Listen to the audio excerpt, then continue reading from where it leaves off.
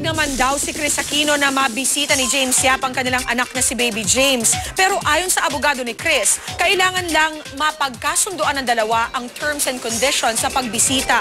Kahapon nagsalita si James tungkol sa umano'y pagbabawal sa kanya ni Kris. Kinwestiyon niya rin ang petisyon ni Kris na palitan ng Aquino ang apelyido ni Baby James. Pero paliwanag ng abogado ni Kris, ang paggamit ng bata sa apelyido ng kanyang ina ay legal consequence sakaling man-nullify ang kasal ng kanyang mga magulang.